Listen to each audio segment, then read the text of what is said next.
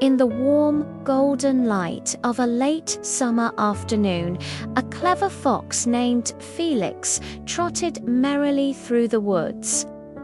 The sun dappled through the leaves, painting shifting patterns on the forest floor. Felix was feeling particularly pleased with himself, having just enjoyed a rather satisfying nap in a patch of soft moss. His stomach, however, was beginning to rumble, reminding him that a nap, no matter how lovely, wasn't a meal. He licked his lips, his sharp eyes scanning his surroundings for any sign of a tasty snack. As he rounded a bend in the path, a magnificent sight stopped him in his tracks. There, climbing up the side of a tall, sun-drenched wall, was a grapevine. And not just any grapevine. This one was heavy with the most luscious, plump, and purple grapes he had ever seen. They hung in thick, juicy clusters, glistening like jewels in the sunlight. A sweet, tantalizing aroma wafted down, making Felix's mouth water and his stomach rumble even louder.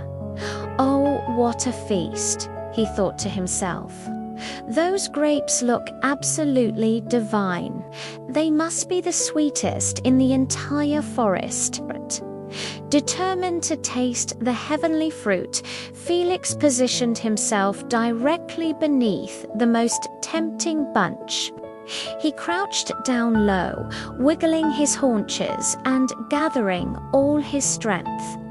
With a mighty spring, he launched himself into the air, his paws outstretched, his nose twitching with anticipation.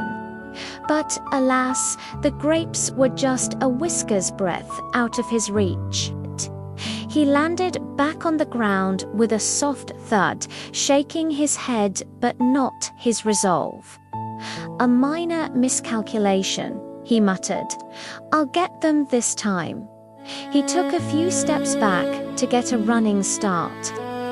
This time he charged forward, his legs a blur of orange fur, and leaped with even more power and grace. He soared through the air, higher than before, so close he could almost feel the cool skin of the grapes against his nose. But again, he missed. The grapes swayed mockingly just above his grasp, and he tumbled back to earth, a little more disheveled and a lot more frustrated. He tried again, and again, and again.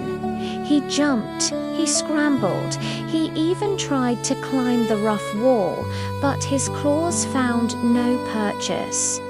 Each leap was higher, each landing harder.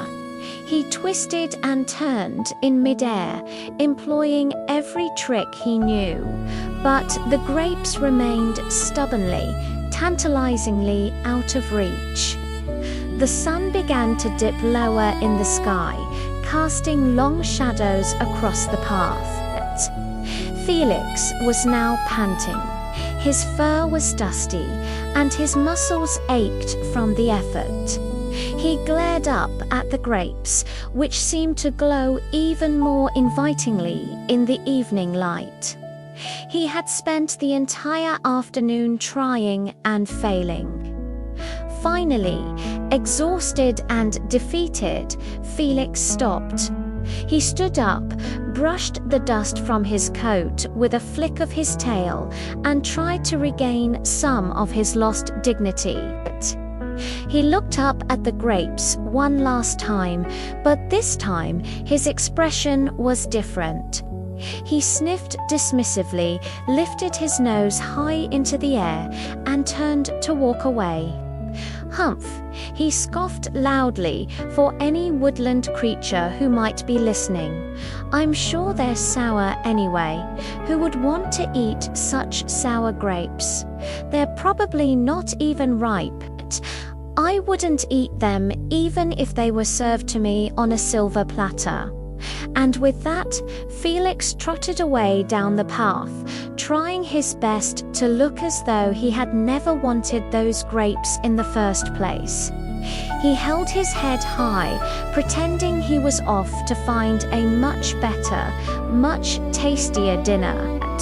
But as he disappeared into the woods, he couldn't help but wonder what those beautiful, plump, purple grapes might have actually tasted like.